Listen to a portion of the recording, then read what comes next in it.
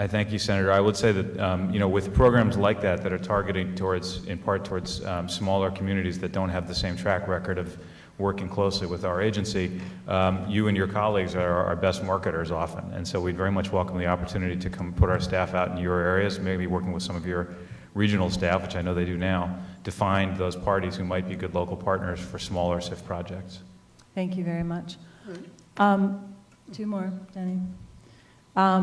Also, I just wanted to point out, because it was brought up by my colleague, just switching gears again, I was glad that Senator Krueger brought up the Furman Institute, because they are a very, very credible organization. And the study that Senator Krueger was referencing actually is about it seems like 100, a year and a half years old. So it's different information, and obviously what's happened in the last year and a half is very different. The legislature decided to make several reforms to the program.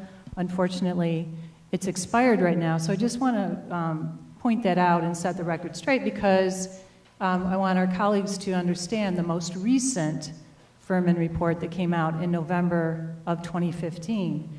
And they talk about the expiration, the whole notion, the specter of 421A expiring and what it would mean. And what it means in some of the areas around the city is that, for example, they point out in Bedford-Stuyvesant that in these underserved areas where there's low to moderate income markets, new development will be stifled and would not be achievable without 421A, even if the land cost was zero. And so I just want to point that out, because it has an impact. And basically what the report says, that it could lead to a disruption in the supply of housing by market rate builders, that while there would likely be no change in construction in areas currently dominated by condominium development, like portions of Manhattan, there are parts of the city where the production of mid and high-rise buildings might be disrupted while land prices adjust. In these neighborhoods, once development resumes, new development may tend toward condos rather than rentals. So that obviously causes a severe problem as far as the shortage of affordable rental housing.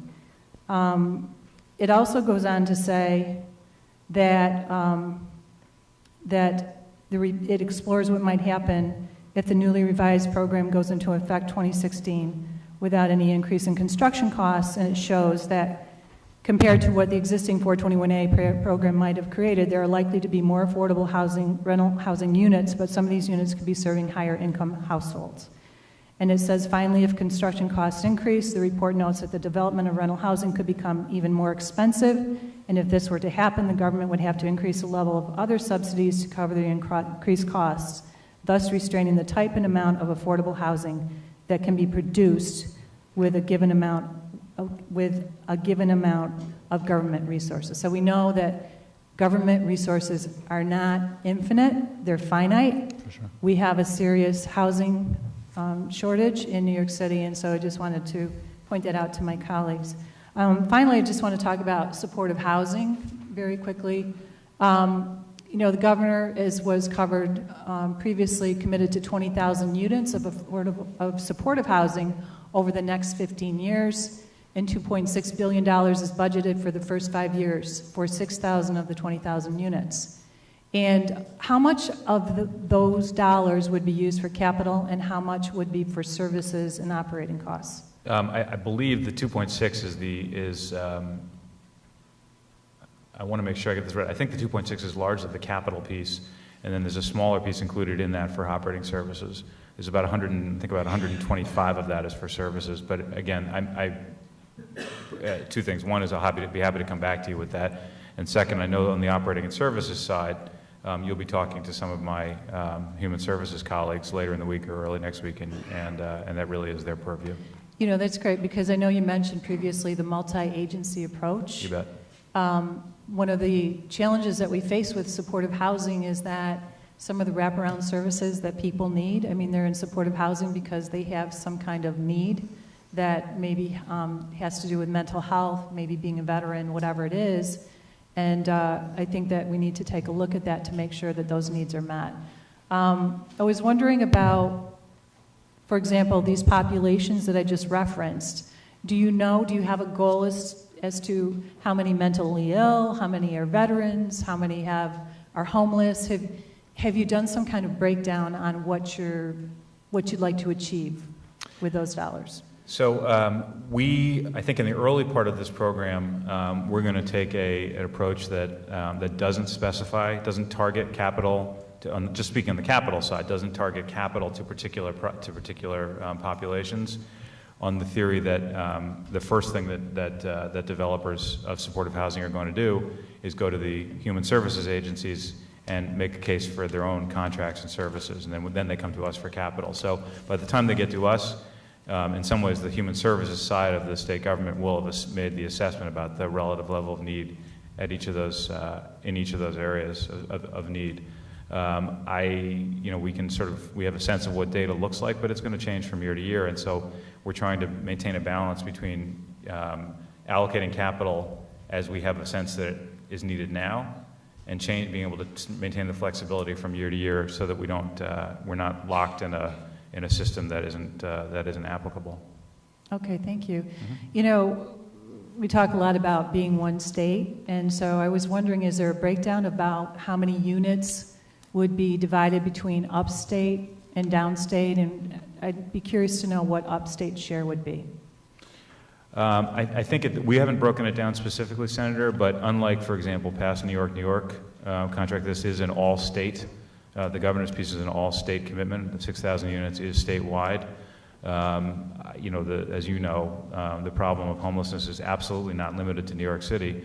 The upstate cities of Buffalo, Syracuse, Rochester, et cetera, have well-documented and quite substantial homeless populations, Albany as well. And then there's the small areas, rural areas, and so forth, where homelessness is also a serious issue. So I wouldn't want to sit here and make a guess. The numbers today will tell you that something like, 3/4 or a bit more of the population of the state's homeless are in New York City. And so if you had to use that as rough justice for how the funding is going to be allocated, that's probably not a bad guess. One of the populations, and we're all very concerned about this, I think. At least I can speak for my colleagues in the Senate, and I'm sure the Assembly is too. There's an exploding, as you know, heroin crisis in this state. And people are dying, families are being torn apart. It's a very heartbreaking situation. And I was wondering if there's some contemplation by the department to apply some of the supportive housing, have some kind of drug treatment element to that, because that's what we're seeing. We're seeing it in every corner of the state, whether it's Chautauqua County, all the way down to New York City, to Long Island, up to Senator Little's district to the north. It's everywhere, and it's a huge need, and I was hoping you could address that. I know of the need. You're exactly right. I will say that it falls squarely into the category of multi-agency. It's appropriate for multi-agency address. You'll be pleased to know that our sister agency, OASIS, which deals primarily with substance abuse issues, is right there at the table with us when it comes to addressing the supportive housing needs. They're a core part of the governor's homeless agenda, this homeless action plan. They've been with us every step of the way, and I expect that some of the applications that come to our agency as the provider of capital for the development of new supportive housing will have OASIS contracts for substance abuse treatment attached to them. Great, thank you. And finally, what's the breakdown between new construction congregate sites of supportive housing and scattered site supportive housing units that are rented out of existing buildings? Do you have any kind of breakdown on that? I have a very clear breakdown. We're providing for development of 6,000 new congregate units, no scattered site. No scattered site, okay. No, ma'am. All right, well, thank you. That concludes my questioning, and I do want to point out, however, that when you visited Mount Morris and went to Jane's Pantry, afterward I posted our photo on my Facebook page, and I'd like to let you know that you generated a record amount of likes. So congratulations on that. And again, thank you so much for your testimony today. I appreciate it. Thank you, Senator. Thank you. Thank you very much. We're finished. Mr. Chairman, thank you very much. It's over.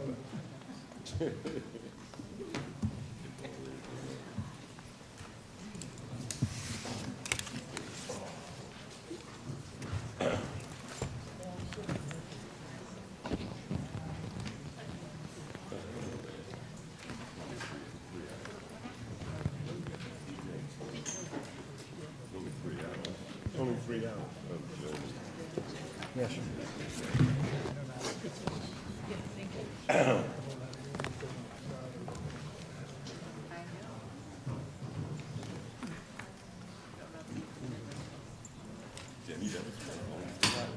Man, it was actually 3 hours.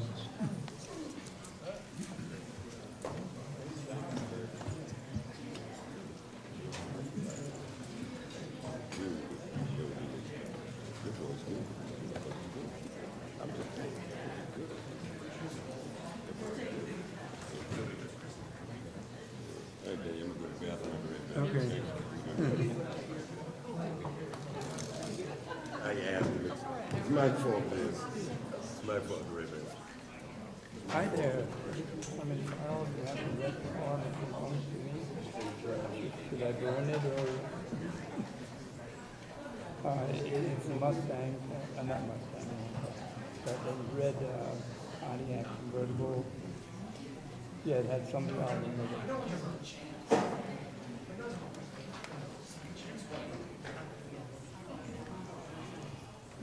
All right, do me a favor, you got my number, this number? Yeah, not 63200. Okay, give me a call when you find out what it is. Okay, thanks, brother.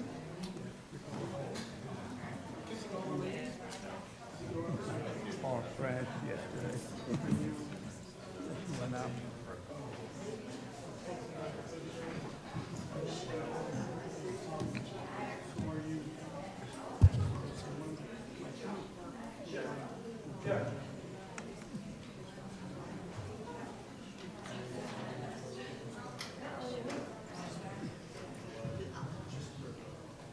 Next is Jolly Milstein, President of New York State Association for Affordable Housing.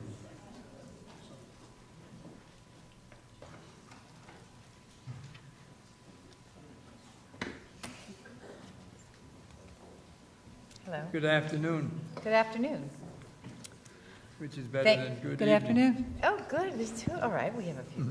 Thank you, Chairwoman Little, Chairman Wright, Chairwoman Young, Chairman Farrell, and members of the Senate and Assembly for the opportunity to participate in today's budget hearing on the housing provisions in the 2016-17 executive budget proposal.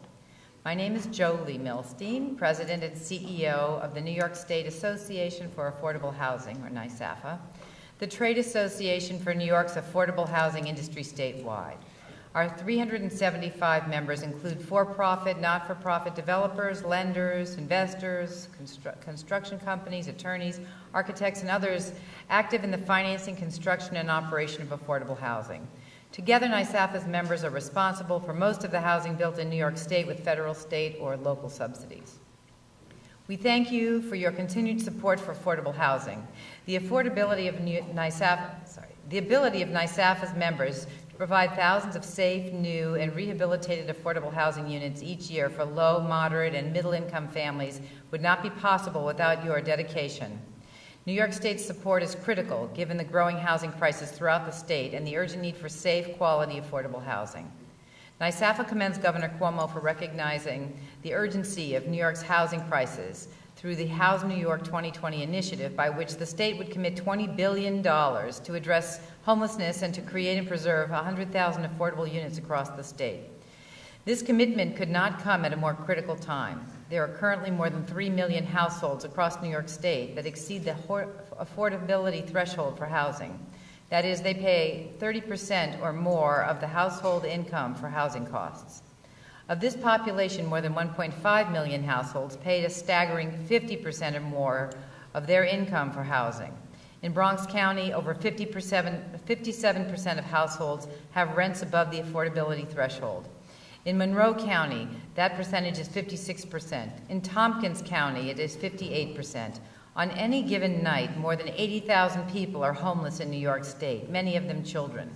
Some are in need of support services in order to have housing stability, while others simply need housing that they can afford. The governor's ambitious housing plan is the type of bold leadership New York State needs to take to tackle the housing crisis. Programs like Homes for Working Families, the Rural Urban Community Investment Fund, and the Low Income Housing Trust Fund are critical to our members' ability to develop and preserve safe, quality, affordable housing.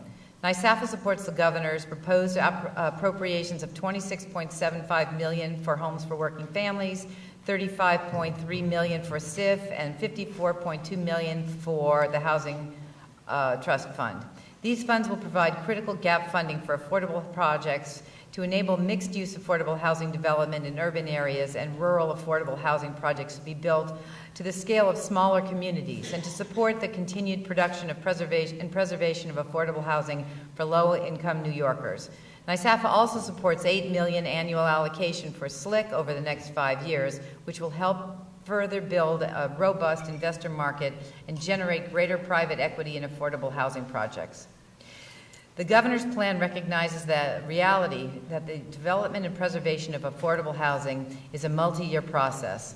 In addition to providing enhanced resources, the governor's proposed funding of $1.9 billion over 5 years creates predictability in housing resources, which will enable NYSAFA members to better plan their pipeline and more quickly implement housing projects to serve the needs of New York's communities. NYSAFA looks forward to learning more about the state's priorities for the 5-year funding period. In particular, we are supporting a significant new investment in mixed-income housing. NYSAFA commends the governor and the legislature on the creation of the middle-income housing program in the 2015-16 budget, which incentivizes middle-income housing up to 130% of the median income to create mixed-income affordable housing projects. Mixed-income development, where rents from middle-income units help cross-subsidize units for very low-income households, is critical to maintaining economically diverse communities and sustainable buildings. NYSAFA urges you to continue your continued support of middle-income housing as part of the state's 5-year affordable housing investment. NYSAFA also supports investment in housing dedicated to serve New York's rapidly growing senior population. Faced with fixed incomes and declining federal funding for new senior housing, many seniors have been hit particularly hard by the housing crisis.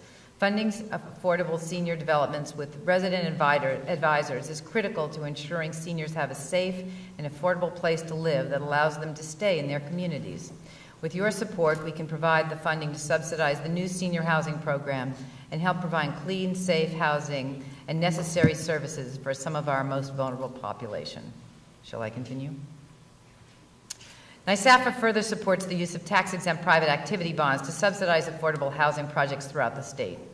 These bonds generate as-of-right federal low-income housing tax credits and are a catalyst for additional private capital for affordable housing projects. We urge you to ensure that affordable housing is given priority in the volume cap allocation and reallocation of private activity bonds, and that it is equitably distributed between upstate and downstate. Moreover, we request that you oppose any new requirements that would delay the issuance of these bonds for affordable housing purposes, specifically where the state has no credit risk, such as with local issuance of such bonds. The state's housing programs are the bedrock for the preservation and development of affordable housing in New York State. However, in some areas, other incentives have been crucial. Nowhere is this more evident than in New York City, where an as-of-right tax abatements have helped ensure the nation's largest city does not become a haven for disparity, where there is housing for only the very wealthy and the very poor. With the expiration of 421A tax abatement, many areas of the city will see a reduction in the development of affordable housing units at a time when we can ill afford to have any diminishment of our housing stock. We know you understand the gravity and impact of the absence of these tax benefits, and we need your help to ensure an as-of-right abatements are again available in New York City. Each of us knows and appreciates the importance of affordable housing in terms of providing a stable place for New Yorkers to call home. Beyond this most fundamental of needs, however, affordable housing is also a significant economic driver. On average, annually, New York State's affordable housing industry generates over 18,000 affordable housing units, including new construction, rehabilitation, and preservation of units. Almost 32,000 jobs during construction, and it sustains another 5,600 permanent jobs to support resident spending and building maintenance. $1.8 billion in wage compensation during construction, and $230 million in wages annually thereafter. $2.6 billion during construction in economic spin-off activity, including spending on materials and services, while thereafter sustaining $650 million in economic spending on local goods, services, and building maintenance. In addition to increasing the state's supply of affordable housing, the governor's proposed New York 2020 initiative builds upon the existing economic benefits of affordable housing investment, providing job opportunities for neighborhood residents and catalyzing economic investment in communities statewide. Implementation of the plan would represent a landmark achievement in the state's commitment and goal of serving affordable housing needs of all New Yorkers. Thank you for the opportunity to testify today and for your consideration of NYSAFA's comments regarding the executive budget proposal. We welcome any questions and comments that you may have. Thank you very much, Senator. Thank you, and I'd like to welcome you, President Milstein. It's always great to see you, and I want to sincerely thank you for all of the wonderful advocacy that your organization does on behalf of the people of New York State, on behalf of development of communities and affordable housing, and so you should be congratulated for that. I know my colleague, Senator Little, has a question for you. Thank you. It's good to see you here. In the competitive basis of trying to get programs and writing grants and all of that, many of the smaller communities have a difficult time, for senior housing especially, because 50 units in one community just doesn't work. We're looking at sizes of 8 sometimes. 12 is a lot. We had a community with 24, and it took them 2 years to fill it. So I would just ask that we try to prioritize some of these small units as we go forward and looking at ways that we can make them more competitive, I guess. You know, it's always important to have housing and housing projects for families, but I think it's still very important to have housing for seniors and small communities too. And thank you for that comment, Senator. And NYSAFA will be speaking along with HCR and a couple of other people on a panel at the Association of Towns annual meeting later this month, where we'll entertain questions and try and describe the resources and work with HCR to make sure that we're bringing resources to those towns and smaller communities across the state. Thank you. Senator Kruger. Thank you for your testimony. I was fascinated with a statistic in here that Tompkins County and Monroe County have almost as great a percentage of people who are paying over 50% of their rent as we are seeing in New York City. That was not my understanding for most of the state of New York. Is there something unique about the housing situation in those two counties? I don't know. I'll have to get back to you on that. Those were just a couple of the statistics. We looked at statewide, all the counties. We recently put together advocacy pieces for the 10 economic development regions, and we looked at the rent burden in each county. So I can go back at the data and see if there's something remarkable that caused that spike, but I'll get back to you with that. And actually following up on Senator Little's question, because I think there's a crisis in senior housing all over the state. In the city, we have some models we call NORCs, naturally occurring retirement communities, where you try to bring services into where seniors are. Is there an equivalent kind of model with affordable housing for seniors in other parts of the state? Do you know? I do not know, but I know NYSAFA just last week held a symposium to talk about the issues facing seniors in affordable housing across the state, and we are part of a consortium, you'll hear from some others as well today, asking the state for a $50 million a year dedicated fund to build not only senior housing but associated attendant services for those units. So we understand the crisis, and we are working hard and lobbying to try and get specific dedicated funds and a specific slice of a larger pie to fund senior housing with on-site coordinating services. Thank you. Thank you. I wanted to ask a question, but did you want to announce? No, she doesn't want. Okay. Again, thank you for being here. I just wanted to get your perspective on how you think the Community Investment Fund is working, and you know, are there tweaks that need to be made to it, or could you give me some information on some of the projects that you've seen happen in New York?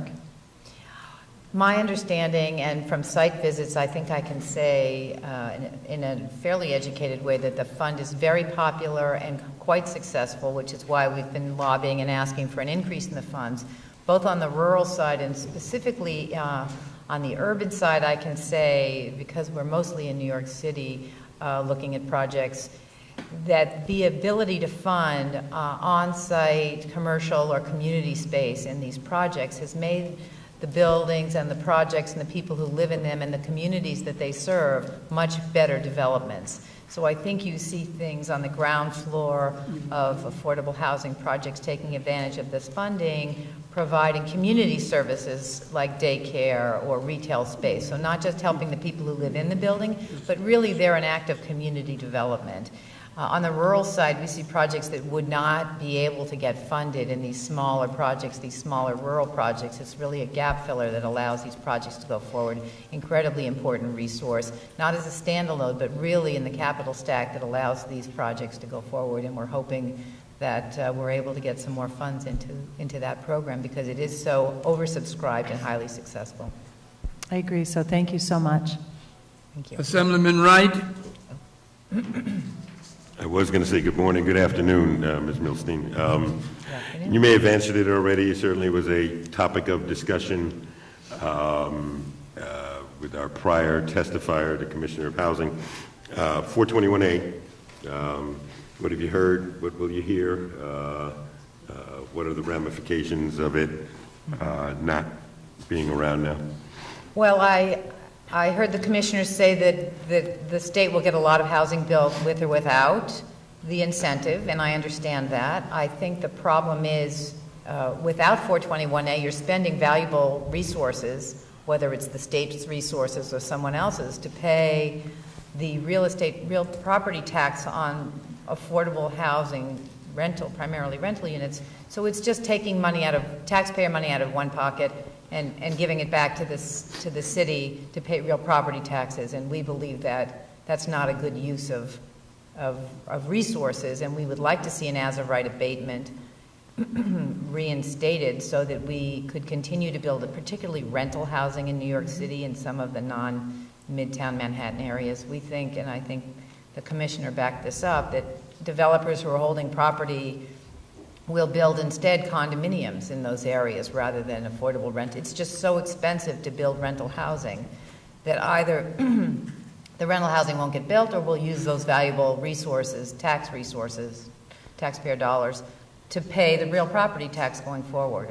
And I think either of those solutions are not ideal. I'd like to see some as-of-right affordable housing tax abatement. And I know you're committed to seeing that happen as well. Oh, absolutely. Your prognosis for the building of possible low income? I'm sorry? Your prognosis for possibly the building of more low income housing? Very low income, I think, yes.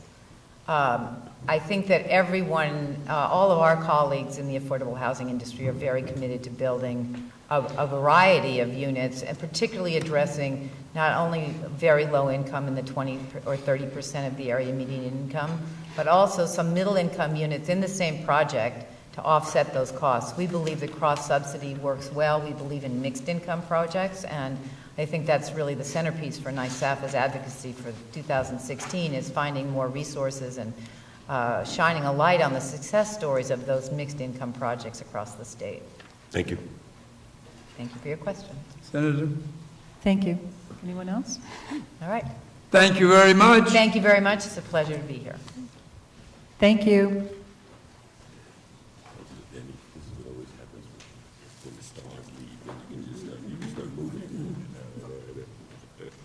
Kara Long, Outreach Coordinator, Neighborhood Preservation Coalition of New York State. That's a wonderful bill.